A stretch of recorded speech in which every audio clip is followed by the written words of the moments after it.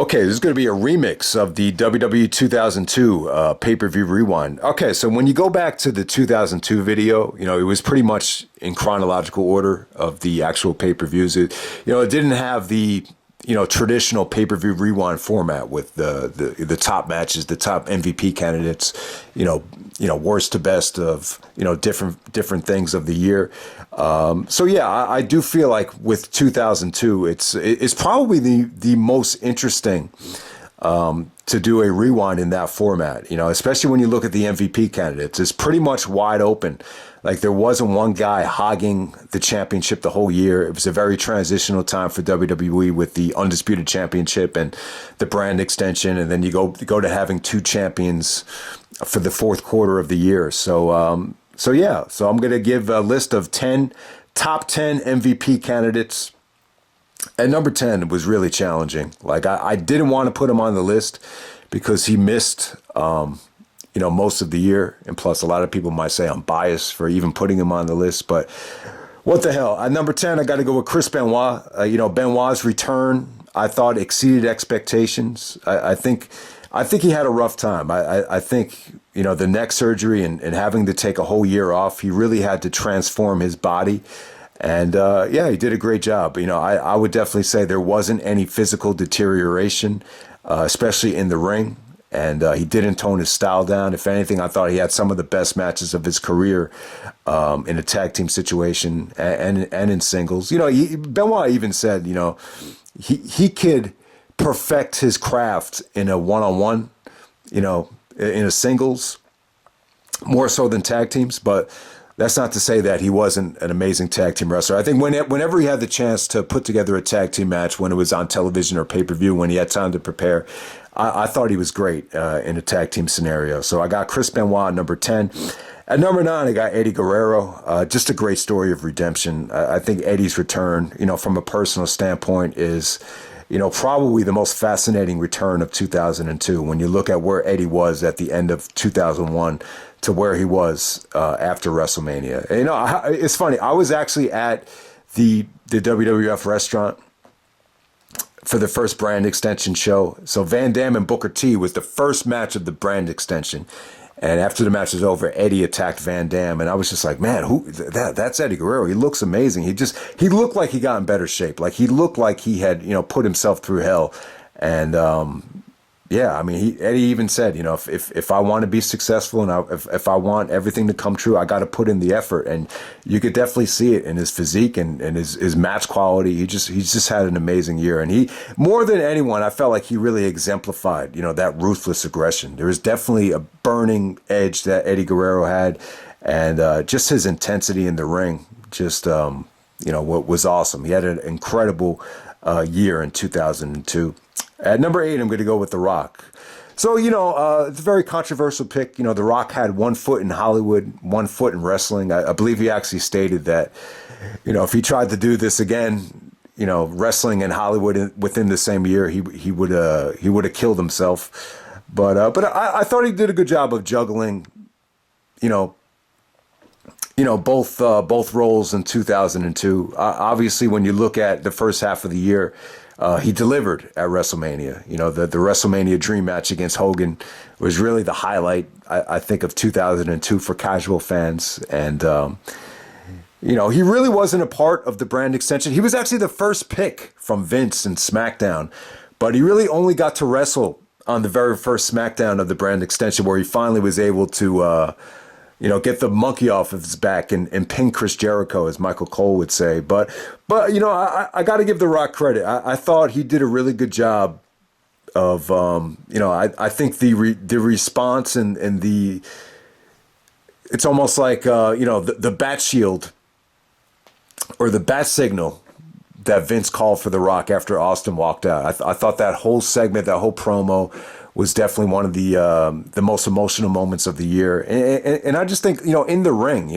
coming back after the hiatus in Hollywood, for, even though it wasn't that long, I was just amazed at The Rock's conditioning to be able to step in and just look that good and perform that well, whenever he was in the ring. I think more than anything, like when you look at The Rock's work as Undisputed Champion, at SummerSlam and even leading up to SummerSlam, I just thought, from an athletic standpoint, Rock was pretty much great, this whole year, especially in the ring. I think this is prime Rock.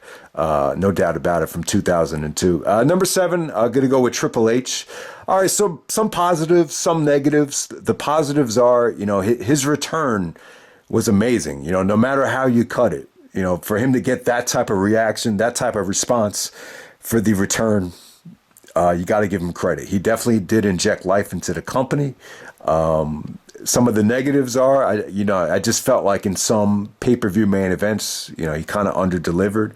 But then there's other matches against Shawn where I think he did deliver. So it was a mixed bag in terms of, his work in the ring. And obviously I think there's a lot to like on the microphone. And, there was definitely some controversial things. I think you definitely saw some politics come into play throughout the year. But nonetheless, I think,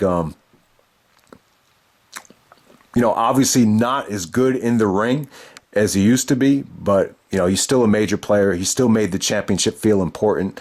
The whole Bischoff thing definitely, I think, rubbed a lot of people the wrong way, but he was very frustrated from what I heard about the,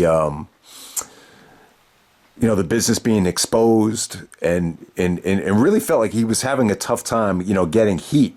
So, no matter how you look at it, I think a lot of the things he did, the Bischoff giving him the championship, the Katie Vick stuff with Kane, I think Triple H really felt like these things were really necessary in order to get back, to the heel that I want to be. Because, for as successful as the babyface turn was, obviously the fans were behind him. He main evented WrestleMania and everything. There were still like a lot of fans out there that just didn't feel like it was natural. Like, this guy is just such a natural heel. Like, how are we going to get back to that? And, those were the necessary things that I think he had to do to get back to it.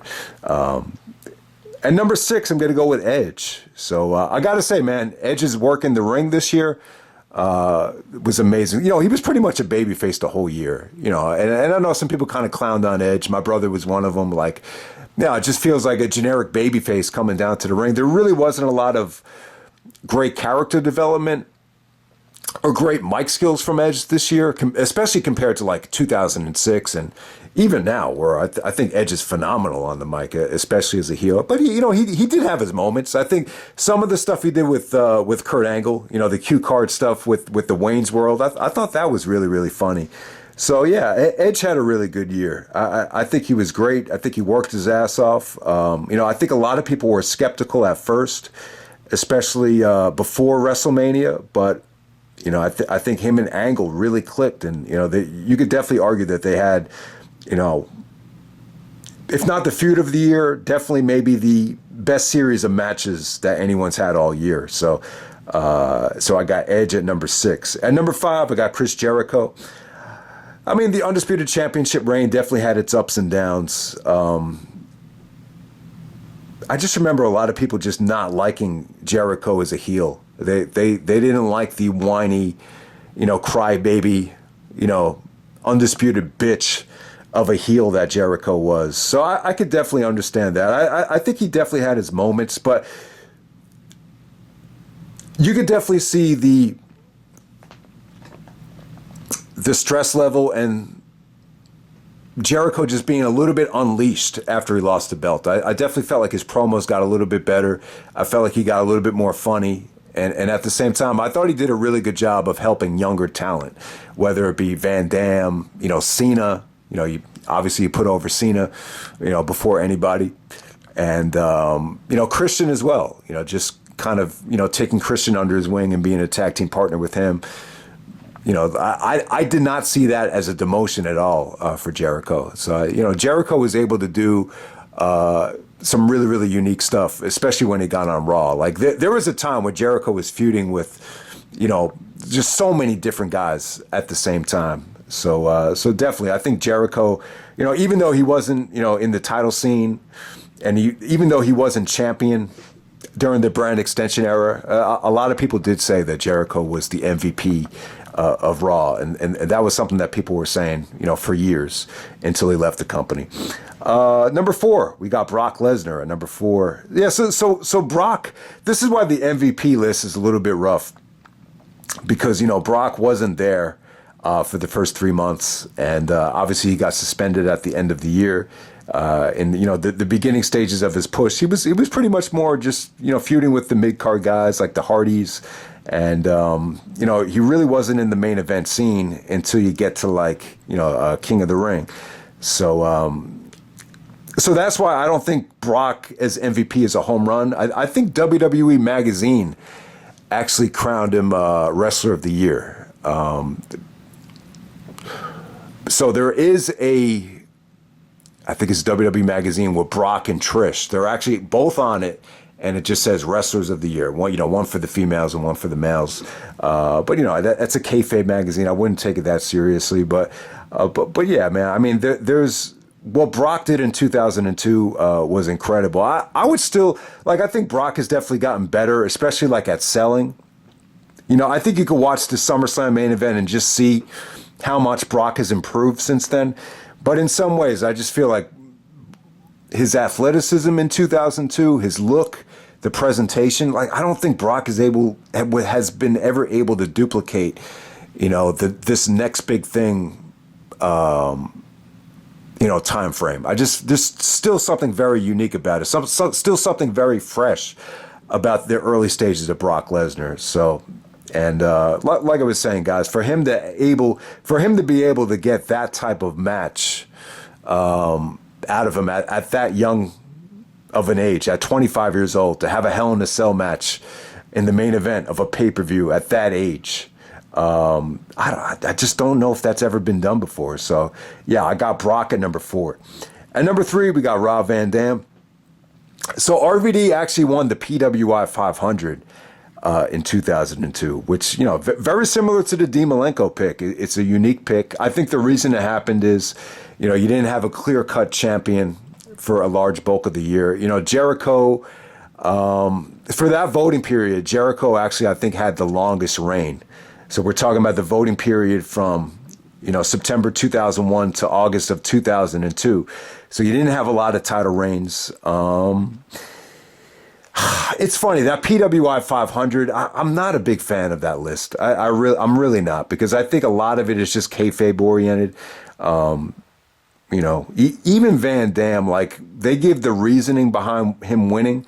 A lot of it had to do with Intercontinental Championship wins, unification title wins. I think what helped him win this award is, him unifying the hardcore belt, or him actually unifying the European Championship, stuff like that. Was part of the reasoning is why they gave him that award. But just from a non-kayfabe standpoint, I think one of the bright spots of Raw was just watching Rob Van Dam. I mean, he had a lot of good matches this year. I mean, just so many great main events. Whether it be ladder matches, TLC matches, hardcore matches, just straight up singles matches. So yeah, Van Dam had some really, really good gems. Even some ones that are not going to make the top 50 matches list. He had a really good match against Undertaker for the number 1 contendership, leading up to Backlash that, it's going to go really underrated. So, even the match he had with Jericho, where it was Raw as Jericho versus Mr. Monday Night, that was really, really good. They gave him a lot of good opponents, and, he really delivered quality stuff throughout the whole year of Raw. He was one of the faces of Raw as well. Drafted to Raw and delivered. I mean, obviously, you would have loved to see him win the championship. He definitely deserved a title reign, but it was just rough timing. It was just such a competitive time. And number 2, I'm going to go with Undertaker. I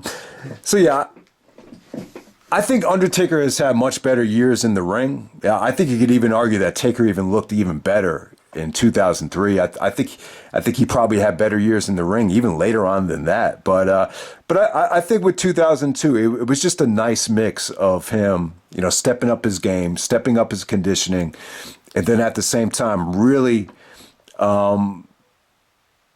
showing more personality. Like to me, like the problem with the Dead Man character is it's a little bit one dimensional. With this American Badass gimmick here, I felt like he was able to blend, Austin's heel character with just who he was as himself. I mean, there's a famous story. I believe it was Jenna Jameson. She actually told it in her book, and it was actually the wrestling dirt sheets actually mentioned it, and she actually met him at a bar, and she was just like, man, that's really who he is. Like it was the real guy that she saw on TV, and it was like she was just taken aback by how raw and how authentic the character was. And yeah, but I would definitely agree. I think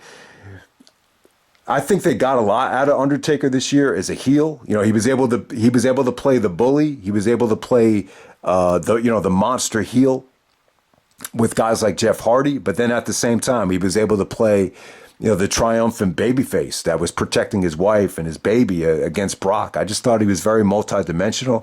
I thought, some of the promos he was able to cut were very well done. But yeah, I mean, obviously Taker had some really lackluster opponents, and, I'm not going to say he looked great in the ring. Some of his matches did get trashed. The main events at Judgment Day and King of the Ring were not great. But then again, I thought he looked awesome in the feud with Brock. I thought he looked, awesome in the triple threat match with Kurt Angle. I thought he did some great stuff with Angle. So, yeah, I would definitely say this. This was probably one of Undertaker's better years, in the ring and from a character standpoint. I just felt like he was more multidimensional at this time. And then at number one, we're going to go with Kurt Angle. Kurt Angle at number one, no surprise. Angle was only champion for 2 weeks in 2002. He only got one-on-one title shot against Big Show at a pay-per-view. He actually got a one-on-one title shot against Jericho on February 25th, which wasn't even the main event, so that match is going to go totally forgotten. And then he got one against The Undertaker on Smackdown, which led to the triple threat at Vengeance. But yeah, not a lot of title shots for Kurt. I thought Angle actually got off to a slow start at the beginning of the year.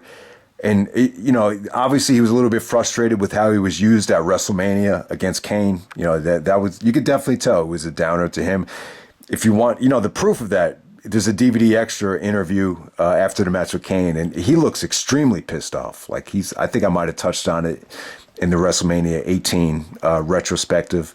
But after WrestleMania, I thought the feud with Edge was phenomenal. I just, you could just tell, like, he got even better. Like, he was able to get great matches, or, even just solid performances out of guys that just, couldn't move. Guys that would get winded like Big Show. He got a great match out of him. He got such a good match out of Hogan that you could just tell, like, Vince must have been really proud of him, because the very next SmackDown, he did the stuff with Cena. He basically put over Cena without even getting pinned. That's another sign of a legit, MVP of a company, that you're able to actually defeat, an up and coming kid, and he still gets a rub from you, even though he loses. And that's what happened with the match that he had with John Cena the day after he actually defeated Hogan. Once again, when you can be in the ring with two guys that don't normally click, or two guys that normally don't hit a home run, like Rock and Undertaker, and you being inserted into the situation makes it one of the best main events of one of the most competitive years in WWE history. It's a Hall of Fame. It's a Hall of Famer. It's a once in a generational talent to be able to do that type of stuff. And what he did with some of the guys he worked with in the tag division, the SmackDown Super Six. One of the best eras in the history of pro wrestling. And you could just tell, like, the stuff he did with Benoit, like, it was a step ahead. I think all the experience that he gotten in Benoit's absence actually elevated those matches and made them even better. So it could go on and on. Obviously Kurt didn't have the championship for that long in 2002, so it's a weird MVP choice. But and you could definitely argue, like, there was something about Kurt's 2001 in terms of promos and in terms of just him being healthy. he was probably pushed. He won the PWI 500 in 2001. So obviously, I think there's an argument that his 2001, was a little bit better. But I just think in the ring in 2002,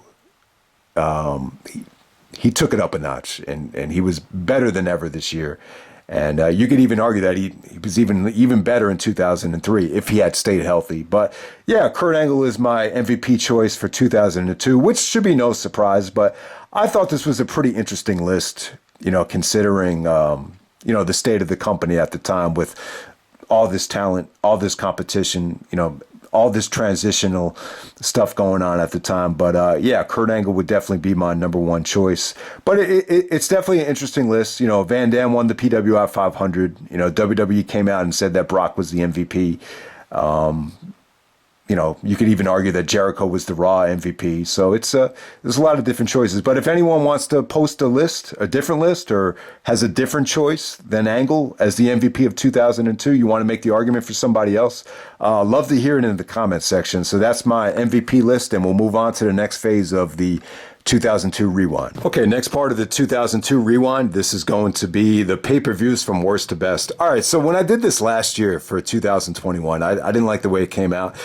I think a lot of it had to do with the fact that they were Thunderdome pay-per-views. I just think a lot of them were really tough to differentiate, and it was really tough to pick out, what set the pay-per-views apart from each other. But with 2002, that really shouldn't be a problem. I think with 2002, every pay-per-view had a different feel, a different theme, a different presentation. So yeah, I think with 2002, it's definitely an interesting portion of the video to do. So let's get right down to it. All right, so the worst pay-per-view of the year. I'm actually going to include the UK pay-per-views. So worst pay-per-view of the year would be the Plane Ride from Hell. This is Insurrection 2002.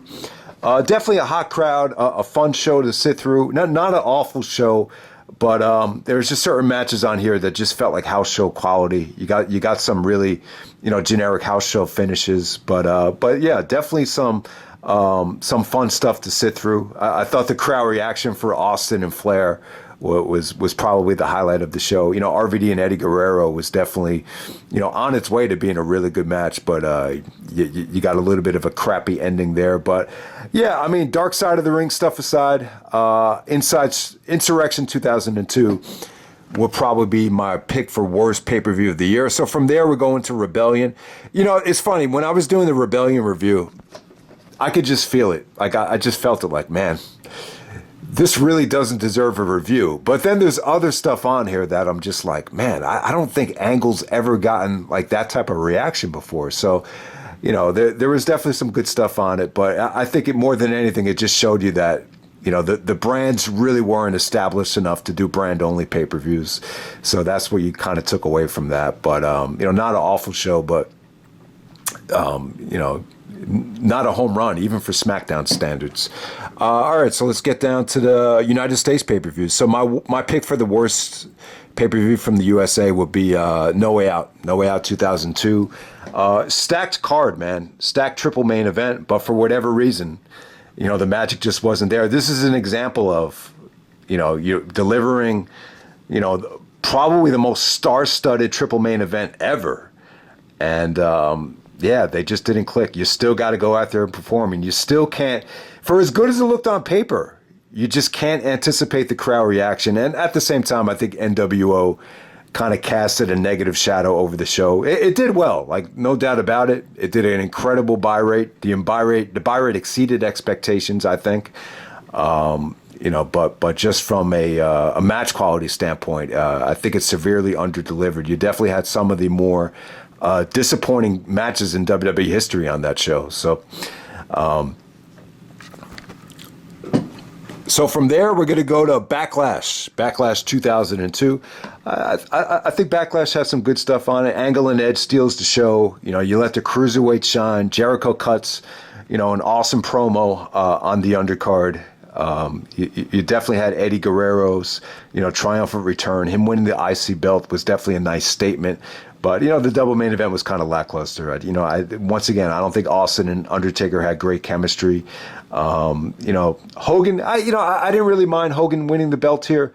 it didn't bother me as much as WrestleMania 9. You could definitely argue the booking at the end of the show was a little bit fun, but in terms of work rate, though, I just don't think the Backlash 2002 double main event, delivered up to 2002 standards, if that makes any sense. All right, so next up, we're going to go with Armageddon. I think the positives with Armageddon is it had nice variety. I thought it gave you a little bit of everything. I thought the presentation was definitely good. But at the same time, you could also argue that a lot of the pay-per-view was extremely forced.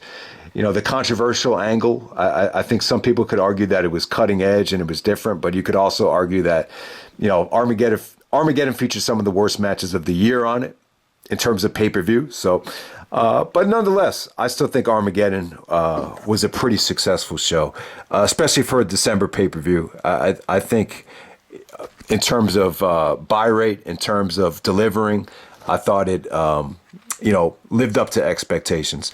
All right, so yeah, Armageddon and King of the Ring was a tough call, but I'm going to have to go with King of the Ring next. I just think with King of the Ring, the positives are the tournament delivered. Van Dam and Jericho stole the show. The stipulation with Brock going on to SummerSlam definitely worked. Kurt Angle's one of his crowning achievements, making Hogan tap out, carrying Hogan to a really, really good match, giving Angle the confidence to say that he's the best in the business. That happened the very next SmackDown when he worked with Cena. The negatives are the main event just didn't deliver. I mean, the main event was heavily criticized. I think it was Meltzer's pick for worst main event of the year. And the buy rate was disappointing. Anytime the buy rate of a Big Five pay-per-view does significantly less than the pay-per-views surrounding it, that might explain why they took it away. But, from a personal standpoint, I just love the show. Like I said so many times, this was the first pay-per-view party where we started doing a pool where the winner gets all the money. And for whatever reason, it just definitely worked for that show. So we move on from there. So after King of the Ring, I'd go with... This is a tough decision. Oh, yeah, I'm going to go with WrestleMania 18. So, yeah, I think WrestleMania 18, from a wrestling standpoint, could have been a little bit better. You could have done a better job of satisfying guys like Kurt Angle and Steve Austin. You could have done a better job of anticipating the reaction for the main event. But at the same time, Hogan and Rock created WrestleMania nostalgia, WrestleMania history, and it's always going to be looked at as a memorable show, no matter how you look at it. So from there, we're going to go with the Royal Rumble. Royal Rumble 2002, monster buy rate, the longest Royal Rumble ever, and incredible star power. The Undisputed Championship match delivered. The undercard was a little bit rushed, but you definitely understand it looking back on it now. But yeah, my first pay-per-view party ever, and one of the more successful pay-per-views. Even though there's really not anything on it that's going to blow you away from a match quality standpoint, other than Rock and Jericho. Okay, so from there, we're getting down to the nitty-gritty now. Yeah, man, it's a tough call from there, man. It really is. I'm gonna have to go with. So I gave Judgment Day, Vengeance, and Unforgiven. They all got 8.0s. So I got to pick between them. Okay, I'm gonna go with Vengeance next. I thought Vengeance was a hell of a fun show, but there's really not anything great on this show other than the main event. Main event definitely delivered. It was a fun show. I think what hurt this show more than anything is the Stephanie and the Bischoff stuff. A lot of awkward stuff between them, but other than that, I mean, you just had a really, really, really fun show.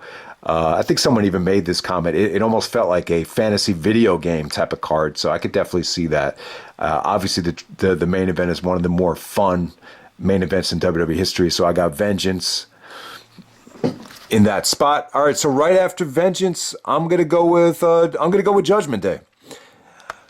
Judgment Day was hella fun. You got the return of Hell in a Cell, which definitely delivered. Not one of the best Hell in a Cells, but at the time, a lot of people just found it very entertaining from a visual standpoint. RVD and Eddie Guerrero, It was one of the best openers of the year. You know, Kurt Angle and Edge delivered with the stipulation. Even the Austin and Flair stuff was a lot of fun. I think I mentioned this in the review. People were reenacting the match the next day in school. I don't think that's ever happened. Like, there's not a lot of matches I can remember people actually trying to reenact in a gym class, so I got to give that credit. You know, what hurts the show is the main event. I would definitely say Taker and Hogan is probably the worst main event of the year. That would be my pick for worst main event of 2002. It kind of makes the Survivor Series 91 match look great, in my opinion. That's how laughable I thought, you know, some of that match was. But, you know, give Taker credit. He went out there and tried to carry Hogan to a good match. Just couldn't get the job done. And then we move on to Unforgiven. Like I was saying, I felt like Unforgiven was a top 5 pay-per-view of the year. I mean, it was good stuff. I think if you could look past the disqualification ending and look past how pissed people were, you know, Taker and Brock was pretty damn good from Unforgiven 2002. There's really not a lot you could bitch about other than the finish. I mean, the reaction was there. The work from Lesnar was there. The going back to wrestling with the headlock. I love that stuff. I think Van Damme and Triple H is underrated. I think people give that match a little bit too much shit because of the booking. But, you know, I think the actual work was not bad.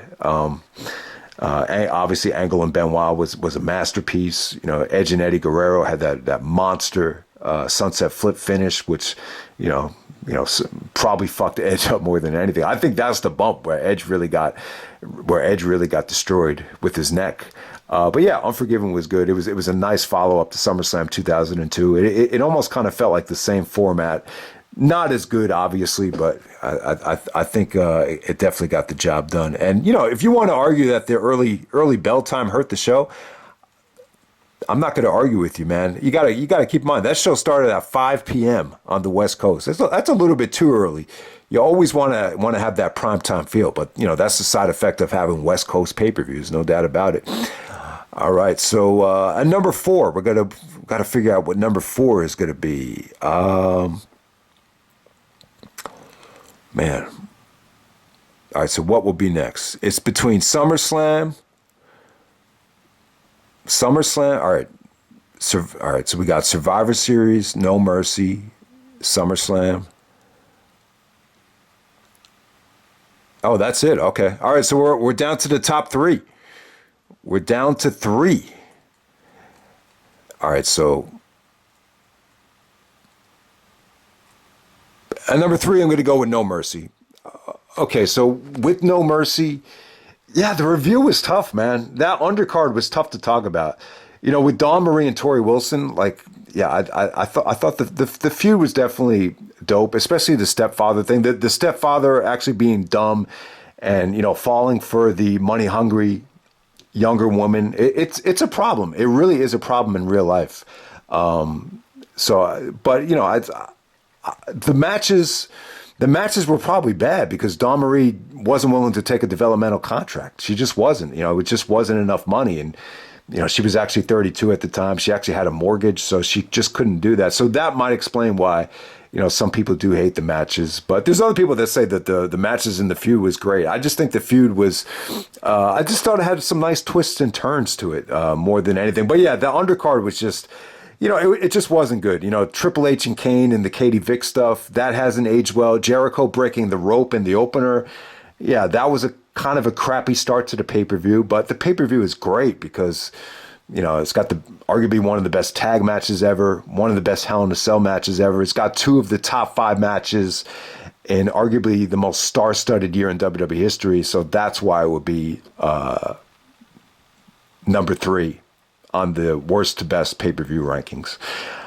Number 2, going to go with Survivor Series. Yeah, you know, it doesn't have like your traditional Survivor Series elimination match, but it just had great variety. It had great moments. You know, the Dudleys reuniting. You got the Cruiserweights able to go out there and shine. You had the Smackdown Super 6 all in the same ring together. Yeah, it kind of sucks that Angle and Benoit got eliminated so soon, but, you know, the Elimination Chamber was a home run. You know, the Brock and Big Show stuff, even though it's not, you know, a great match from a star rating standpoint, it's definitely a great moment. You know, Brock was like white hot at the time. That was one of Brock's like best reactions ever You got the heel turn from Heyman. It was just a really, really good show. The first chamber, definitely hit a home run when you compare it to, what happened with War Games earlier on this year. And then on number one, we're going to go with SummerSlam 2002. No surprise there. I think it's extremely well documented as to why that's number one. But, within the parameters of a WWE pay-per-view, I just feel like that's as good as you can get. I mean, you could argue that you wish certain matches had gotten more time. Maybe they could have cut out, some other segments featuring Stephanie and Trish. But from a pure wrestling standpoint, it doesn't get any better than SummerSlam 2002. Okay, this is going to be my final version of the top 50 WWE matches of 2002. So this is pay-per-view, Raw, and Smackdown all combined. If you want to hear more in-depth analysis of some of these matches, you could check out the pay-per-view reviews of the SmackDown Super 6 video. There's a couple of television shows that have been reviewed as well. But yeah, want to keep this a little bit of a rapid-fire pace. So let's get right down to it. At number 50, we got Stone Cold Steve Austin taking on Kurt Angle from Madison Square Garden, the second SmackDown of the year. This was on January 10th. This was at the height of the whole What craze. And it's one of the last Austin versus Angle matches. It was pretty much just done to set up the Royal Rumble with all the chaos at the end. But it was definitely a vintage, babyface Austin versus heel Angle match. At number 49, we got Chris Benoit taking on Rey Mysterio. This was from SmackDown on October 1st. Yeah, pretty much the only time you got Benoit and Rey Mysterio. Not a great match, but if this had gotten more time and gotten more promotion, you could tell they had amazing chemistry. At number 48, we got Jamie Noble defending the Cruiserweight Championship against Billy Kidman at Survivor Series. I thought the Cruiserweight division had a really underrated year. I just feel like this match kind of exemplifies, the positives of the Cruiserweight division from 2002. At number 47, we got Edge taking on Eddie Guerrero from SummerSlam. That gave the SummerSlam card a lot of depth right there. At number 46, we got Rob Van Dam taking on Jeff Hardy. This is the ladder match to unify the Intercontinental and the European Championships from July 22nd. There was also another one that Rob Van Dam had with Tommy Dreamer after SummerSlam to unify the hardcore title. But yeah, Van Dam and Jeff, they had like a 10-minute match. Van Dam it felt like a million rolling thunders on Jeff on the ladder. But they kept it short. I just feel like Jeff Hardy was one of the better guys at bringing the tenacity against Van Dam. I think if the key to having a great match with RVD is you got to be willing to take a pounding. You got to be willing to take a beating. And Jeff was always able to do that. At number 45, we got Eddie Guerrero taking on Rey Mysterio. This is from SmackDown, November 14th. Yeah, pretty much the first time you got Eddie and Rey in WWE. This is one of the first times where Eddie, used the lasso from El Paso as a submission, and he made Rey tap out right there. At number 44, we got Undertaker taking on Kurt Angle. This is from SmackDown from the 4th of July. So this is where you got that crazy triangle choke finish where it ended in a draw. And it's funny, when you watch it back, you could actually tell that the crowd is kind of, pictured in there. It looks a little bit fake. So apparently they actually messed up the real finish. But I enjoyed that match. I thought that was a great match. But it does make sense because the crowd was really, really pissed. They were chanting bullshit. So I guess if you had seen this live, it didn't come off as good. But that was the great thing about SmackDown. It would be the positive about it being taped is you could always kind of go back and fix whatever botch there was. At number 43, we got the last Rock versus Benoit match. This is from SmackDown from August 15th. It was great stuff, man. Some of the facial expressions from The Rock when he was locked in the crossface with Brock, trying to intimidate him, and he sucked it up, got to the rope, and was able to rock bottom for the finish. Really, really good stuff. Really just exemplifies the amazing chemistry that Rock and Benoit had. But, this is the last time you ever got to see them wrestle. Believe it was a non-title match as well. Rock was undisputed champion going into SummerSlam. At number 42, we got Undertaker and Jeff Hardy for the Undisputed Championship. This is a Raw ladder match from July 1st. This pretty much beautifully sets up the Undertaker face turn. Jeff Hardy earned Undertaker's respect. There's a code of honor at the end of this thing. Not a great ladder match, a little bit slow. Undertaker, this is the only time I believe he ever had a ladder match, but this is more about the storytelling in the aftermath than anything. At number 41, we got Kurt Angle taking on Triple H. This is from Chicago. This is the night after No Way Out from February 18th on Raw. Jericho's doing commentary. Stephanie's not involved. Flair made them do the match over again because of Stephanie's, being biased at No Way Out. But I'll tell you what, man, this is the only time I think Kurt Angle and Triple H really clicked in 2002. I mean, their 2002 work, it's just not their best work. I just think a lot of it had to do with Triple H not really being in a rhythm yet after coming back from the quad tear. But I'll tell you what, not a fancy match, nothing crazy from an athletic standpoint, but just really well executed. It's probably like the best, WWE Raw match of the, arguably the first half of the year. It was definitely a solid main event for that time. There wasn't a lot of like great television matches in the first quarter of the year, but that will probably be one of the better ones. At number 40, we got The Rock taking on Eddie Guerrero. This was from Raw from July 22nd, the night after Vengeance. So yeah, the segment and the promo that Rock and Eddie Guerrero cut, God, it was crazy. I mean, Eddie Guerrero almost loses his cool. Rock is making fun of Eddie Guerrero. And there's just good tension, good comedy. And they gave you a really, really fun main event. It didn't get too much time, but probably the best counter of the rock bottom you ever see from Eddie Guerrero. I mean, the way he countered the rock, he basically counters the rock bottom into a headlock. It's crazy. Number 39, we got Undertaker taking on Ric Flair. This is from WrestleMania 18. I thought that match was a lot of fun. Number 38, you got Eddie Guerrero taking on Rob Van Dam to kick off Judgment Day for the Intercontinental Championship. Probably the best use of, getting a dirty foot on the rope I've ever seen. But great stuff between them. The monkey flips, the surfboards. You wanted to see how to do a good surfboard? Watch that match right there. Next up, number 37, we got Brock and Paul Heyman taking on Edge in a handicap match from Rebellion. Yeah, don't let that handicap shit fool you, man. You definitely got to see Brock and Edge work their ass off in that match. I actually thought it was good stuff. Really underrated. The only time you get to see Brock take on Edge in a, one-on-one situation, I would say. It's technically not one-on-one. But, hopefully they go back to this, down the road. Hopefully at WrestleMania. At number 36, we got Brock versus Rob Van Dam from Vengeance. The ending is pretty crappy. It doesn't get a lot of time, but Paul Heyman said it best. The match is so good, it was better than sex, at least the sex that Paul Heyman has had. So I think that speaks volumes right there. Next up, we got the first ever Rob Van Dam versus Chris Benoit match from Raw from July 29th for the Intercontinental Championship. So Benoit steals the IC title by cheating with the foot on the rope, but you could definitely tell Benoit really adjusted to Van Dam's style, and you could just tell they were going to have a classic. They had a classic in them, is what I want to say. Number 34, we got Edge, Cena, Mysterio taking on Benoit, Angle, and Eddie. This is from Smackdown from August 8th. Really, really good stuff. I mean, it kind of set the tone for what was to come. And at the same time, you look at that team of Edge, Cena, and Mysterio. They went on to do amazing things. They even call themselves the future.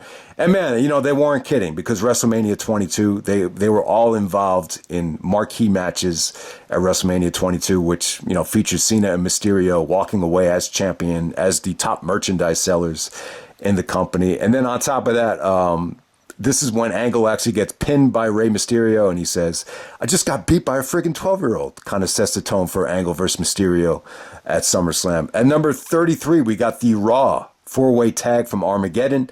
This featured Booker T and Goldust becoming tag team champions, and Booker T telling Goldust he's not the weak link. There were some really underrated promos with Jericho trying to manipulate and, criticize Goldust for not being man enough and for being a bad father and a weak link. Kind of glimpses into some of the Jericho 2008 heel character, leading up to Armageddon. But really underrated stuff. Didn't really get going until, the first two tag teams were eliminated, but definitely a great opener from Armageddon. Number 32, we got Kurt Angle taking on Rey Mysterio from September 12th from SmackDown. This is where Angle cuts that funny promo about how he was going to manhandle Rey Mysterio. And every time he said something, it sounded weird. It sounded like he was talking about a child. And he just... you have to see it to believe it, but it was pretty funny. Only Kurt Angle could have pulled this off. So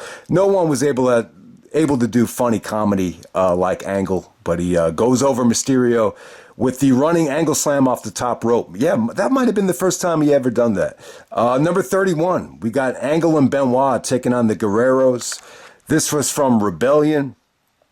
So it felt like a replica of their SmackDown match, but I got to put this on the list. This is probably the most over Kurt Angle ever was. Number 30, we got Eddie Guerrero taking on Edge from Unforgiven. I thought they clicked here.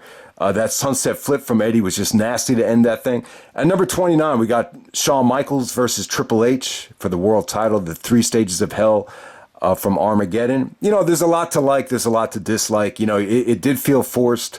There's some really good storytelling with Shawn actually getting his revenge on Triple H with that backbreaker on the chair. As you know, Triple H did that to Shawn when he interfered in that RVD match. So there's definitely some underrated like things in that match that you really got to pay attention to. But yeah, kind of a passing of the torch from Shawn to Triple H. And but overall, like, it's still got a lot of criticism, though. I think one thing I did want to mention was, him, dropping it to Shawn, or dropping it to his friend. It made it look like the only guy that Triple H would drop it to is his friend, and that was something that you heard over and over again, throughout the rest of that, that title reign. Number 28, we got Rob Van Dam taking on Jericho, Jeff Hardy, and The Big Show. This is an elimination match from Raw from September 9th. And the winner would actually go on to face Triple H at Unforgiven. It was good stuff, man. I mean, it came down to RVD and Y2J, magical stuff between them. Triple H's reaction when Van Dam actually won was actually really, really good. I thought he sold it the best he could have. So we move on from there. Number 27, we got Kurt Angle taking on Edge. This is from SmackDown, October 1st. Their most underrated match. It definitely hit the 4-star level. The ending kind of sucks, but they get a lot of time, and it's really the only one-on-one match you got between Angle and Edge, with Angle being bald. So yeah, definitely check it out if you haven't yet. Number 26, we got Angle and Benoit taking on Los Guerreros. This is SmackDown from October 17th. Really, really fun match. The hot tag to Angle was incredible. Benoit's, swerve at the end where he acts like he's going to help Chavo and then he clocks him with the chair. It's definitely a great Angle and Benoit moment to get them momentum going into No Mercy. At number 25, we got Triple H taking on Chris Jericho, the Hell in a Cell from Judgment Day. You had the amazing referee bump. They got on top of the cell. It was cool, man. It was really a good Hell in a Cell. I just think a lot of people kind of overrated it at the time because they got to the top of the cell. But it's still good. It was still one of the better Hell in a Cells. Number 24, we got Jericho and Christian taking on Booker T and Goldust. Yeah, underrated match right here. This actually started out as one-on-one between Jericho and Booker. And, Chief Morley actually made it a tag team match after the interference. And yeah, it was great stuff. Just a lot of action there, and Jericho and Christian retained, but they really gave you a lot. Definitely one of the better matches. Raw got a lot of criticism in the fourth quarter because obviously it couldn't compete with the SmackDown Super 6, but this is probably the best, just straight up tag match throughout the whole fall of 2002 for Raw. Number 23, we got Chris Benoit taking on Rob Van Dam at SummerSlam. I love that match. Number 22, we got the Royal Rumble match. Yeah, really, really good Royal Rumble. Probably the longest Royal Rumble. I'm not going to say it's one of the more unpredictable rumbles, but in terms of star power, in terms of selling, multiple superstars that can win the Rumble, it's probably the ideal, Royal Rumble match in terms of promotional value. Number 21, we got the triple threat tag elimination match from Survivor Series, the SmackDown Super 6. Los Guerreros become the tag team champions. At number 20, we got Kurt Angle taking on Rey Mysterio to open up SummerSlam with an orgasmic bang. That's a number 20. At number 19, we got Rob Van Dam versus Chris Jericho from King of the Ring. They opened up that with a bang. So it's funny. Cornette actually uploaded the video talking about this. I didn't watch the video yet, but he actually covered this. You know, there was a situation. I forgot to talk about this, but Jericho actually went on the internet and trashed the fans on his website. I guess at the time, you know, he had a website and you can make comments on there. But a lot of the fans didn't like the match and they thought it was one of Jericho's worst. And you know, Jericho said he was going to leave the internet for an extended amount of time. So yeah, that's what I remember about this more than anything. But I liked it though, man. I thought they had the best match from King of the Ring. I love the King of the Ring tournament. So they stole the show from King of the Ring. So I got to put that at number 19. Plus, I still think it's the best Van Dam and Jericho matches. I know it's close. I know they had other matches, even going back to 2013. But to me, this is the more memorable one, especially from a personal standpoint, because you know we started doing pay-per-view parties at the or pools at the pay-per-view parties where you won all the money if you got, you know, the most amount of points for getting the matches right. And this is the very first match, and you could just tell it made a difference. Like everybody watching this thing was just so much more engaged because, you know, there was money on the line. So number 18, we got Kurt Angle taking on Edge. This is the steel cage match from SmackDown, May 30th, 2002, from Calgary. Yeah, so Hogan actually screws Kurt Angle and Edge actually separates his shoulder as he spears Angle off the top rope. So yeah, brutal cage match. Really a nice ending to the trilogy between Angle and Edge. Sucks that Edge got injured, but yeah, it was still an awesome cage match. An awesome week for main events right there. You had RVD and Eddie on Raw, then you had Angle and Edge blow it off on SmackDown. So yeah, definitely a great week in Canada for the WWE. At number 17, we got Chris Benoit taking on Eddie Guerrero. Classic masterpiece technical masterpiece from Armageddon. Number 16, we got Kurt Angle versus Chris Benoit versus Rey Mysterio. This is from SmackDown from San Diego, which got a classic review. And yeah, they had a wicked triple threat match, just a little bit under 10 minutes. Number 15, we got Kurt Angle versus Edge from Backlash, where they stole the show. You could definitely tell Angle had a chip on his shoulder and was getting better by the day after WrestleMania. Number 14, we got Angle versus Edge versus Benoit versus Eddie Guerrero. This is a Fatal 4-Way elimination match from SmackDown. Winner gets the shot at Big Show at Armageddon. Benoit and Eddie don't get along, and Eddie actually screws Benoit, and it comes down to Angle and Edge. Edge is selling the shit out of a A-Train beatdown, but Angle actually wins with the running angle slam off the top rope.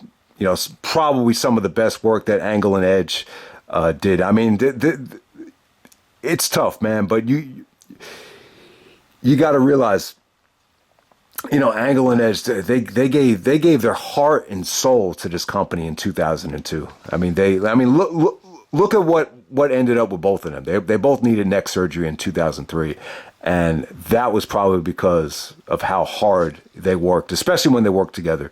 So there we go with that. That's number 14. It's actually on the Armageddon DVD if you forgot about it. At number 13, we got Chris Jericho taking on The Rock from the Royal Rumble. Another great Jericho Rock match. They had amazing chemistry, more magic between them. And this was just a great trilogy. I mean, I prefer their No Mercy match as the best, but this would be the second best match I think they had ever had together. And as people have said many times, the highlight from a match quality standpoint of Jericho's Undisputed Championship reign. Then on top of that, you had some really, really good, you had probably one of the best segments of the year, leading up to this match, where Jericho said he didn't want to be taken as a joke. At number 12, we got Eddie Guerrero taking on Edge. This is the no disqualification match from SmackDown from San Diego from September 26. To me, this is the turning point for Eddie Guerrero. I mean, Eddie had some really good matches before this, but to me, this is what really proved that Eddie Guerrero could be a monster babyface. And yeah, awesome stuff there. Number 11, we got Kurt Angle versus Edge from Judgment Day. This is the hair versus hair match. I've kind of grown to like this match, you know, as the best of their feud. I just think the shaving of the head, the near falls, just the presentation, and you know, it was a huge deal for Kurt Angle to lose his hair. I think a lot of people were skeptical at first that, you know, maybe it was a bad decision, but I think by the time you get to Vengeance, I think Angle proved that, you know, he can make the work really work well. Make the look work well. Number 10, we got Raw Roulette. This is TLC 4, October 7th from Raw. So, yeah, Kane actually wins this whole thing by himself. But I'll tell you, a really underrated match. I mean, wicked stuff. Van Dam was amazing here. Jericho took some monster bumps. You know, the common denominators, it felt like such a different TLC. But you still had Bubba, you still had Jeff, you still had Christian. But it had such a different feel to it. And God, I mean, they worked their asses off. I mean, this was really like a response to the critical acclaim from the Smackdown Super 6. It definitely felt like that. You know, it felt like a big fuck you to everyone that was criticizing them for, you know, the ratings being down and the match quality not being, you know, great compared to SmackDown. But, you know, I believe Hurricane was actually taken out by Triple H and Flair earlier on in the show, and that's why Kane had to go on by himself. I'm not sure what the situation was. I didn't watch the whole Raw back, but, you know, I think it's a little bit underrated because of the whole Katie Vick storyline. I think Kane winning by himself too. You know, I just think a lot of you know, YWC fans aren't a huge fan of Kane's work rate, so I think that hurts it as well. Plus, you know, Triple H came out and talked about Katie Vick after the match was over, so I think that hurt it as well. But yeah, man, it was pretty good though, man. You know, I'm glad I rewatched it because I don't think I would have had this as a top 10 match of the year for 2002. But I got to say, I was really impressed. Especially, this was probably the sweetest Van Dam ever looked on Raw, man. You really got a lot out of him. Probably the sweetest Van Terminator he ever hit. You know, him and Jeff Hardy as tag team partners was really cool. Number 9, we got Kurt Angle taking on Chris Benoit from Unforgiven. You know, some of their best work together from a submission standpoint. Amazing match right there. Number 8, we got Angle and Benoit taking on Edge and Rey Mysterio. This is the 2 out of 3 falls rematch from No Mercy on SmackDown from November 7th. Edge and Mysterio actually win the tag team belts. At number 7, we got Eddie Guerrero taking on Rob Van Dam. This is the ladder match from Raw, May 27th. This is the first classic Raw I ever did, and I was a little bit skeptical, like of doing Raw reviews at first. And you know, I think it's gotten tougher. I think the first 4 were really good, and they were really interesting to do. But this first one, man, I mean, it was such an awesome show. You had so many variables. You have Flair as the owner. You had Benoit coming back. You had, you know, Austin trying to get his revenge on Eddie. You have Van Dam winning the IC title. You know, Benoit, you know, getting his revenge on Austin with the heel turn, with the swerve that just came out of nowhere. So yeah, really good Raw. And it's kind of, it's just a little bit puzzling that Austin was so negative on the creative on Bite This after this Raw, because I thought they hit a home run with this, man. I thought the match was awesome. You had the fan running into. So yeah, Eddie and Van Dam. I love that match, man. Definitely the Raw match of the year for me. At number 6, we got The Rock taking on Hollywood Hogan from WrestleMania 18. Obviously the best nostalgia match of the year, the best crowd reaction match maybe ever. At number 5, we got Undertaker versus Rock versus Angle from Vengeance. You know, probably the most fun triple threat ever. Jerry Lawler, you know, I think it takes a lot to get him to get excited after everything he's done. But yeah, he was really into this match. And even the next night on Raw, he was like, that was the best triple threat match ever. So they really delivered there. It was a lot of fun. And yeah, I think that match has aged extremely well. At number 4, we got Brock Lesnar taking on The Undertaker. This is the Hell in a Cell match from No Mercy. Yeah, man. I think more than anything, the fact that Brock was able to have that kind of a match that young at 25 years old, I think that's what stands out more than anything. And really, it took Brock to the next level. I think it really did.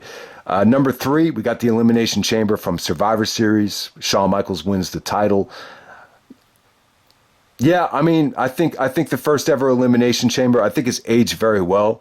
And especially when you compare it to War Games. Like, you know, I thought bringing back War Games was going to create such a refreshing feeling for everybody. But, you know, I think looking back on it, the first Elimination Chamber,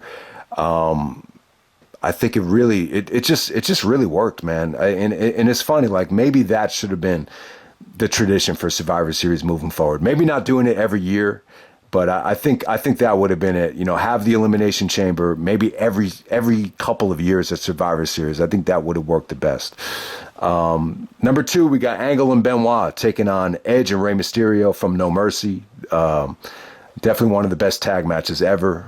If you're going to watch one match from the Smackdown Super 6, I think that will be it. And then at number 1, we got Triple H taking on Shawn Michaels, unsanctioned for SummerSlam.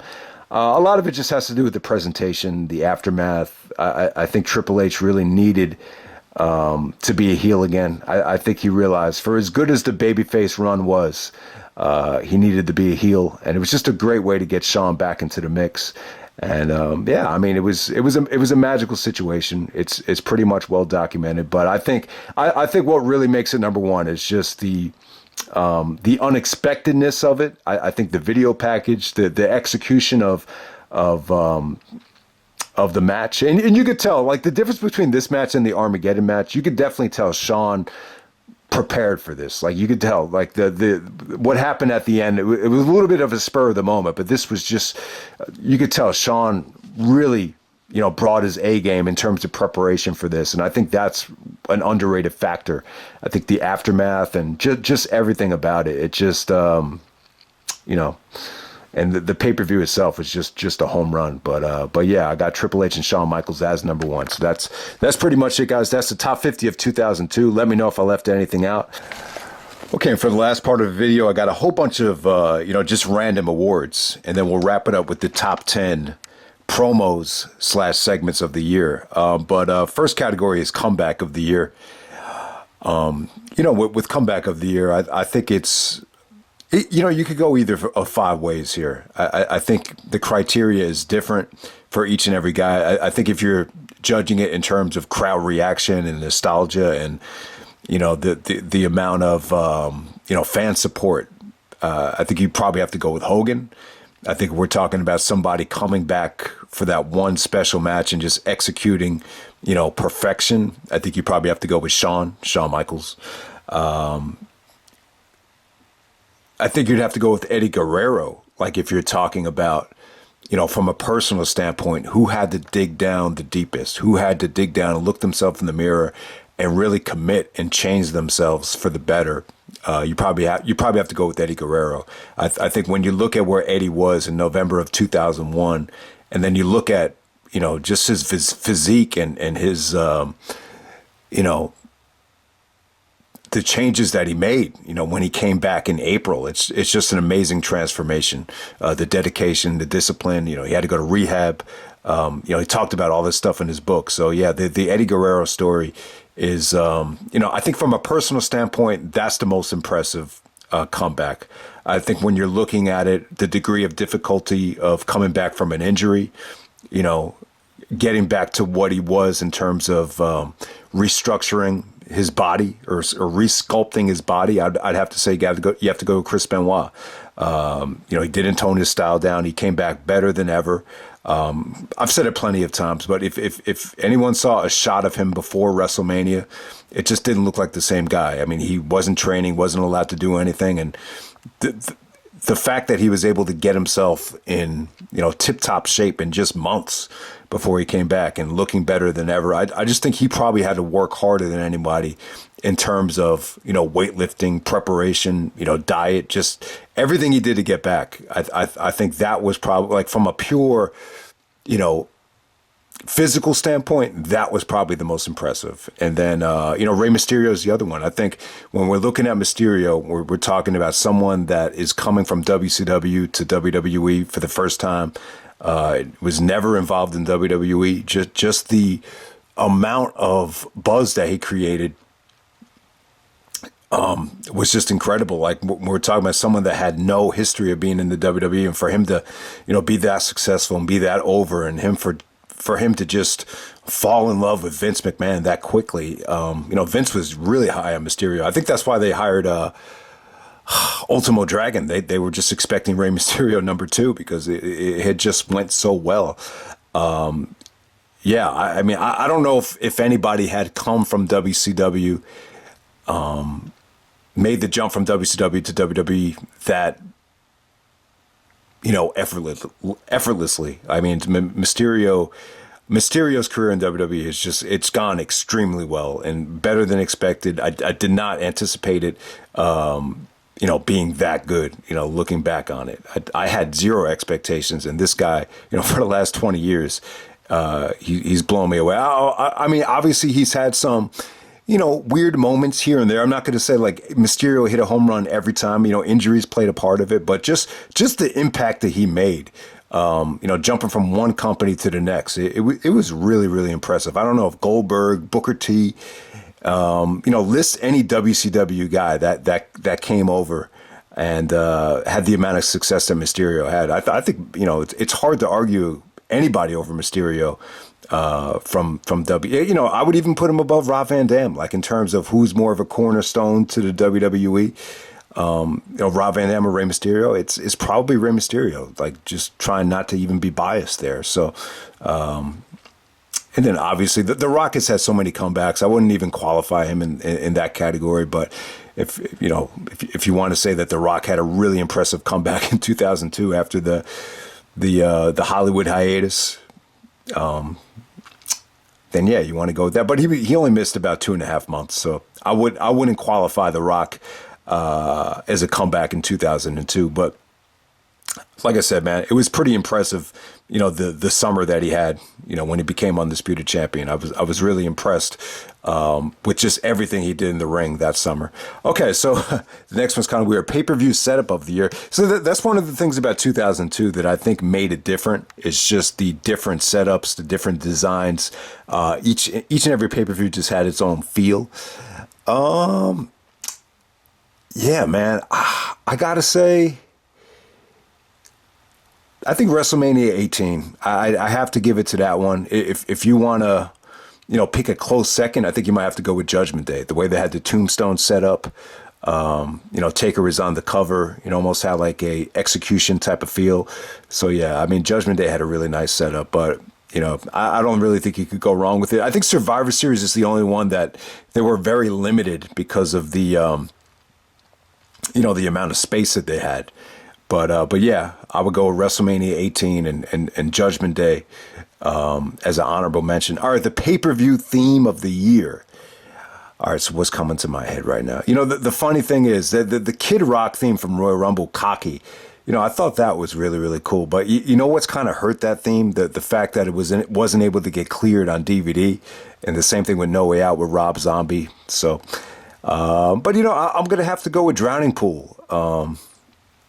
Tearing Away. Kevin Steen used that, and Kevin Owens used that in Ring of Honor, if anyone doesn't know. But yeah, I mean, it really, every time you hear that, you think of WrestleMania 18. Even though they didn't use it for the video package, you still think of Triple H, Jericho, and Stephanie. And I just think WrestleMania 18's presentation was just really, really well done. But let me give you an honorable mention. Man, pay-per-view theme of the year. Jim Johnson actually did the themes for SummerSlam and Armageddon, which were cool, but, they wouldn't be like my favorites. Definitely not a huge fan. I mean, they were all really good. My least favorite would be the one from Backlash. I think it was Creed, the young that grow old. It wasn't, that's really the only theme I wasn't a huge fan of. Yeah, man, I got to go with that Trust Company theme from Vengeance. I thought that was really good. I keep on, getting the names confused between that one and the Rumble, but the Trust Company one from Vengeance, I thought that was really cool. And, the one from Unforgiven, that's actually not on Apple Music. The lead singer from Bush, the adrenaline theme. That was actually on the Triple X soundtrack, but it's not that accessible because it never got released on iTunes. But that Davin Rossdale, the adrenaline, that was a really good theme. The No Mercy theme was great as well. Armageddon's theme. Saliva had the theme for Elimination Chamber with Survivor Series. I mean, every time you hear that song, you think of the Chamber match. So, I mean, the themes worked really well from this year. I think you could even argue that 2003's themes were even better. But yeah, my pay-per-view theme of the year, WrestleMania 18 had two. You actually had Saliva with Superstar, and you had Drowning Pool with Tearaway. But I'm going to go with Drowning Pool, Tearaway, WrestleMania 18, my pay-per-view theme of the year. Okay, the worst segment of the year. There's a couple that come to mind. I don't think the Bischoff giving Triple H the world title, I don't think that's a bad segment. That's more of just a bad decision. You could argue for it and against it. I know people are going to have mixed feelings on that, but I don't know if this is on Peacock, and I didn't check, but if they don't show anything here from a sexual standpoint, but I would say this is probably the most offensive thing you could see on WWE television. I mean, it's all dialogue, but the segment where Jericho and Stephanie are making fun of Triple H, or it's actually Stephanie making fun of Triple H for coming up small in the bedroom, and she gives a sign like he had a small penis. And then Triple H comes out, and he totally cuts her off right away. And he says, it wasn't so much that the game was small, it's that maybe the field I was playing on was too damn big. And then Stephanie's like, I don't know what you're talking about. He's like, you don't know? Let me explain. Even a 747 looks small when you fly it over the Grand Canyon. And then she's like, I don't know what you mean by that. Then he's like, don't worry about it. Then he starts talking to Jericho. I got to say to make fun of how big Stephanie's pussy is, does it get any more offensive than that? So that will probably be my worst segment of the year. I just thought it was kind of whack that Triple H had to go to that length just to defend his penis. I don't know, man. It was just kind of weird. Yeah, it kind of ends with Angle coming out and interrupting them, and Triple H actually trying to challenge Jericho before WrestleMania 18. I just did not think it was good. One of the worst parts of that whole Jericho Triple H WrestleMania 18 build-up. But obviously, I think the one that people are going to pick the most is the Katie Vick angle. If you want to pick one part of that, you pick Triple H actually having sex with the mannequin in the coffin, or the funeral home. They were actually at a real funeral home during an actual funeral when they were taping that. But yeah, that was pretty bad. Can anyone confirm if that's still on Peacock? If that's even on Peacock? I thought they said they were going to eliminate offensive content, and I guess they aren't. But I don't know, man. That 747 promo, I don't know. I don't know how they got away with that. And kudos to Stephanie McMahon for allowing Triple H to go there, man. That was crazy. All right, most underrated match of the year. I'm going to go with Edge versus Eddie Guerrero versus Chris Benoit. This was from Super Tuesday. So I think this was in November, right before Survivor Series. They were able to get in like a 1 hour, Raw and SmackDown Super Show. I think there was like a 10-man tag for the Raw portion of it. There was a Tori versus Trish bikini match, which obviously doesn't get any harder than that. Those are my two favorite girls in terms of divas. But I don't know. I don't remember that. But I do have it on tape. And it's not on YouTube. It's not on the WWE Network. But I actually do have it on tape. It's, Benoit, Eddie, and Edge. Just a really quick, fast-paced triple threat match. Huge win for Eddie Guerrero. Most exciting part of the match is the Eddie Guerrero drop kick off the top rope into an electric chair with Edge. I think it's actually Benoit doing the electric chair to Edge. So yeah, awesome match. It doesn't get a lot of time, but that's probably my underrated gem of the year that, people just don't remember, and, it's just not that accessible unless you tape the show. I always joke with my brother all the time, like, you remember that Super Tuesday that they did back in the day? He's like, yeah, man, how many times do we talk about it? At least once a year we bring up that stupid Super Tuesday show. So it's kind of like an inside joke between us. But all right, most disappointing match of the year, no doubt about it. It's Austin versus Jericho from No Way Out. I think that's easy. That was a match where I think if they had met at a different point in their careers, even a year earlier, it would have been fine. It would have been great. But for whatever reason, I just think there was a lot of, factors into why the match just flopped and was just not good.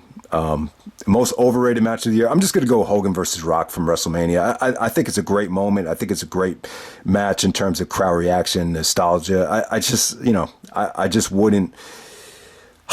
I would just say this. I just think the match, it's really, the only people that think it's match of the year are like casual wrestling fans or, obviously it was voted match of the year from Pro Wrestling Illustrated, but I just think it's more of a casual fans match of the year. It's not like, if you're into technical wrestling, no one's going to vote it as match of the year. So I would just go with that.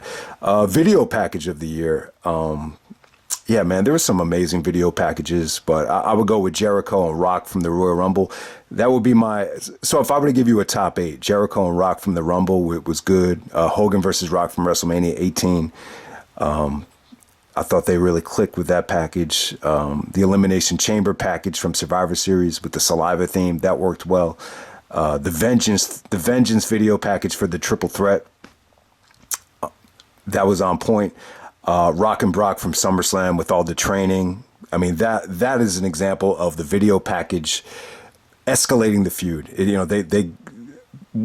What Rock and Brock did, there wasn't really a lot that they did within the feud. I mean, there really wasn't. Everything was just bring it, stare downs, really nothing creative. But when you get to the video package, it's like, holy shit, this is just friggin' awesome. All the training segments, it was almost like a non-kayfabe, Rocky IV video package. It was great. Number 3, I'm going to go Taker and Brock from Unforgiven. Once again, man, that adrenaline theme when Brock actually touched the baby, the unborn child, on Sarah, and then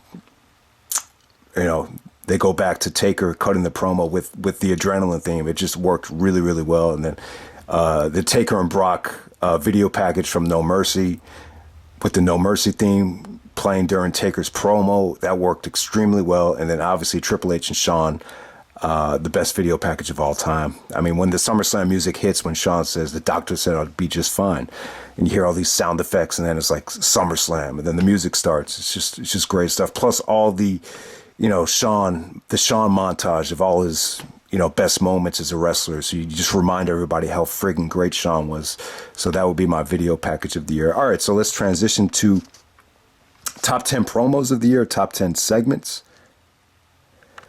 Number 10, I got Triple H and RVD from Denver, right before Unforgiven, September 16, 2002. This was cool, man. I had to go back and check this out. RVD's talking about how much anger is rubbing off on Triple H, and Triple H is like, it's that anger that makes me great. It's that anger and that cutting edge that makes me who I am, that makes me the world heavyweight champion. And it's a great promo. It's almost like they're shooting on each other. Triple H is mocking Van Dam, saying, for all your cool moves and for all your stupid fans, you're not going to amount to a damn thing in this business. And RVD's, basically insinuating that, he's overhyped and, the best thing you could do is spit a lot of water. It was a really cool segment. I think it would have worked a lot better had Van Dam been a heel. There's a lot of things where he's bragging about being amazing in the ring and, all my fans love. It would have worked better as a heel, but yeah, the crowd was kind of split. I got to say, the not everybody was that supportive of Van Dam. And but it still worked really well. It was a nice little. It felt real. It really did feel real. It felt like a real life situation. And I know everything that transpired at Unforgiven wasn't that memorable, but I really liked the promo though. It's the Triple H could spit a lot of water promo. I'm Mr. Muscle and Fitness. Grr. That type of thing from RVD. Number 9, we got the Hogan Rock from Chicago. This is where Rock challenged Hogan to go to WrestleMania. You talk about headlining, main eventing, WrestleMania after WrestleMania after WrestleMania. How do you feel about headlining another one with The Rock? So yeah, like right before the NWO ran The Rock over with the truck in the ambulance. So yeah, I thought that promo was good though. You could tell The Rock brought his A game. You had to deliver there. Not a lot of time until WrestleMania. We don't even have a month at that point. So Really important promo. Number 8, I got Kurt Angle and Paul Heyman. The formation of Team Angle. Angle is actually on crutches. He's cutting a promo on Brock, basically telling him, for as good as you are NCAA champion, you're not an Olympic gold medalist. So I really thought Angle was good here. This is really the transformation of Angle, really taking himself more serious, more of a coach, almost like Vince Lombardi, like with Team Angle. And just a really creative swerve. And looking back on it, I do think they made the right call. I just think the problem with Angle and Brock going into WrestleMania was just Angle's injuries. And it's funny, Angle was actually supposed to retain after WrestleMania. So you just think, what could have been? I mean, how many SmackDowns did Team Angle actually exist for? Especially when you factor in all the SmackDowns that got preempted, they weren't together that long. You just think, what could have been? So great stuff there.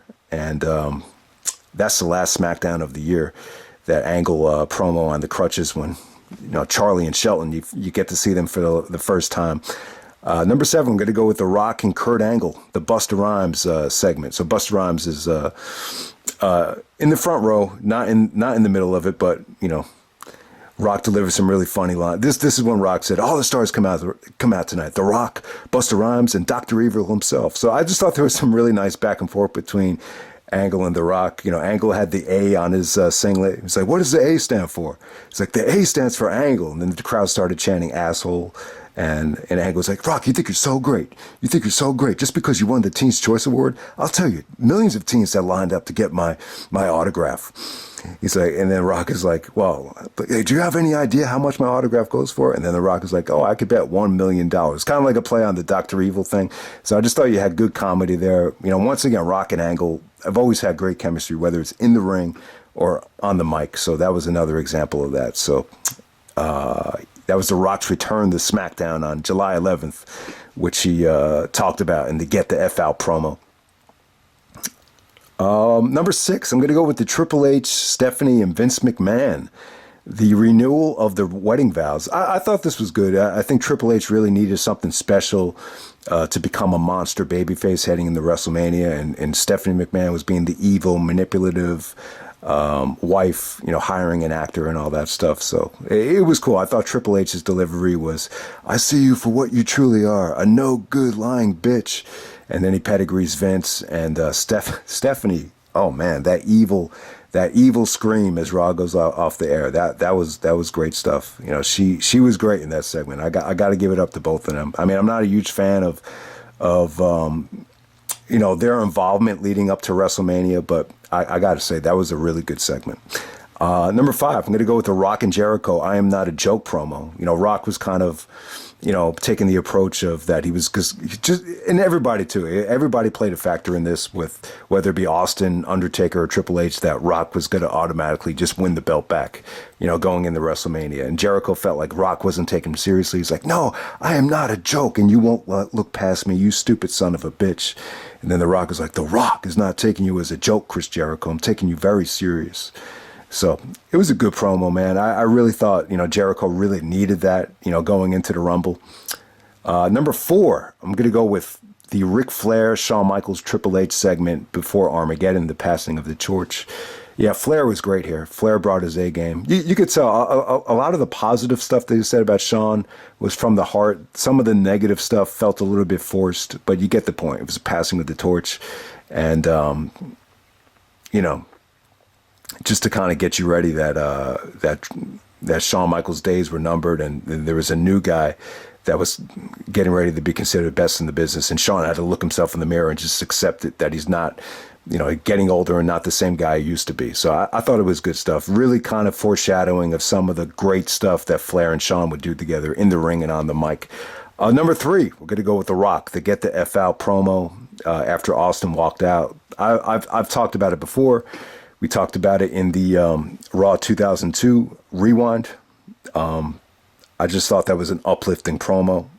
It was almost like, you had to get The Rock back early just to kind of, put everybody at ease about this Austin situation, because I just think the company was in a state of panic, especially with everything going on. The name change, him walking out of the company, the brand extension. There's just a lot going on at the time. So you got to give The Rock credit there. I thought he hit a home run with that promo. Number 2, got to go with the Billy and Chuck wedding, the 3-minute warning. Yeah, Bischoff was great here. Bischoff actually talked about this on his 83 Weeks podcast about how this was a team effort with the makeup artist, the writing team, the execution of the promo. It was just really, really good stuff. And my brother loves this segment. He always talks about how well done this was. And that's part of the reason why I have it so high, that, that he really did appreciate it. And he thought it was just, one of the best segments of television, he had ever seen. So, number one, I got to go with Triple H's return, man. I don't know if I'm forgetting anything. It's tough with promos because these are all like segments. If I were to do like a top 10 Ring of Honor promo, all of those would just be solo, just one guy just talking into the mic. But, yeah, there just wasn't a lot of those individual promos. Like guys just kept, with these segments, you always have the interruptions, and they wouldn't do like a lot of backstage, just regular segments without any interruptions. But yeah, Triple H's return, the reaction was a monster reaction. The build up was great. It was so well done in terms of the anticipation. I think what helped it was Triple H not coming back at Vengeance. Like a lot of people thought he was going to come back because he was on the poster, and when he didn't come back, it was like, oh well, maybe he's not coming back, and it just kind of made you appreciate him even more. And at that time, it's like these guys felt like family. So if you were out for 8 months, it felt like over a year. So yeah, the return was great. Everybody was excited the next day at school. I thought Angle was really, really funny. The segment where he said, what's the big deal about Triple H's comeback? I tore my quad this morning and I'm fine. And then this is the first time the "You Suck" stuff started. Like, I don't remember the "You Suck" stuff ever starting before this promo. So after this, it really did stick. And, yeah, I don't know. I just thought Angle was great here. He played a great heel.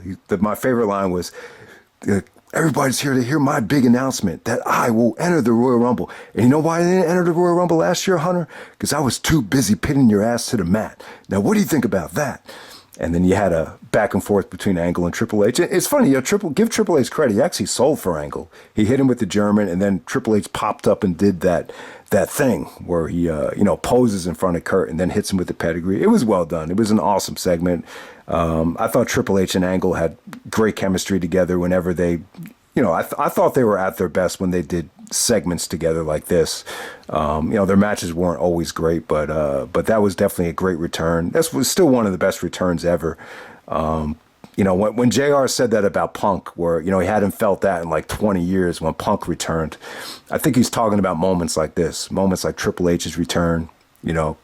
Obviously a lot of the Rock and Austin stuff is very memorable for JR. So this would definitely be one of them. One of the best moments ever, Triple H's return at the Garden. That definitely deserved a classic Raw review. I wish I had reviewed it, but, in January is a very, the Royal Rumble is such a big pay-per-view. We just weren't able to get to it. So, yeah, man, that's my top 10 promos of the year. Okay, so final part of the video. I thought this would just be a cool little added bonus at the end. So Christmas 2002, like that's when DVD recorders finally came out. So, most people were, taping Raw on a VHS, and a lot of the tracking issues were pretty crappy. So that's the cool thing about having the WWE Network nowadays. You could just go back to any Raw, any SmackDown, just skip to what you want to watch. But back in the day, tracking issues and the quality issues definitely made for a crappy experience. But it was cool when DVDs first came out because you could transfer the videotapes onto DVD. So what I did for 2002, I just made a Best of Raw and SmackDown DVD. So that's this one. This is the best pay-per-view matches of 2002. So that's that Eddie Guerrero shot I just talked about at Armageddon. Look, it looks like he's coming from the ceiling. Look at that. You got Angle and Edge from No Mercy. You got Shawn jumping off the ladder from Armageddon. You got Shawn and Triple H. You got Brock and Taker. You got Chris Benoit doing the headbutt at Armageddon.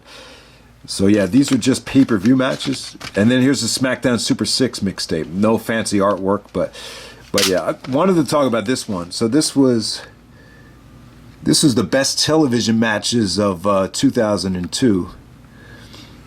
So this was cool. I know the funny thing is, you can't play this DVD anymore. It's a DVD RAM, so it'll only work on the recorder that I originally dubbed it on, which doesn't. I don't know. That broke a long time ago, so I'm probably never ever going to be able to play this back again. So see that? That's a DVD RAM. So with the DVD RAM, you could actually record it and then erase it. But with this particular one, you weren't able to finalize it. So it's never going to play unless I can find the Panasonic DVD recorder. But it's a pretty good compilation though, man. Some of these matches shouldn't have been on here. So we start off with a whole bunch of RVD matches. So that's the RVD ladder match with Eddie. The Jericho, that's the Raw's. That's when Jericho came to Raw, and said Raw's Jericho. And Van Dam was Mr. Monday. So it's like Mr. Monday Night versus Raw's Jericho. The first Benoit match, the RVD Triple H number one contenders match with Shawn as the referee. So TLC 4, Austin versus Flair, the Chop Fest. Yeah, that should not have been on here. That's Angle versus Edge, the cage match. Angle Mysterio, the rematch from SummerSlam. Angle versus Benoit and Undertaker, the number one contender for Unforgiven. Eddie versus Edge, no DQ. Angle, Benoit, Mysterio, that great SmackDown. So yeah, back to back from that amazing SmackDown. So September 24th, that's actually the date that they were actually taped. So, but it's actually September 26th on the network. So nowadays, I think it's just better to post the date of the SmackDown, the date that SmackDown aired, just to avoid confusion when you're looking for it on the network. Angle vs. Edge from October 1st. Angle and Benoit versus the Guerreros. Benoit versus Angle from October 22nd. That's the Broken Trophy match. Angle and Benoit versus Mysterio and Edge. That's the 2 out of 3 falls. Eddie versus Mysterio, first time in WWE.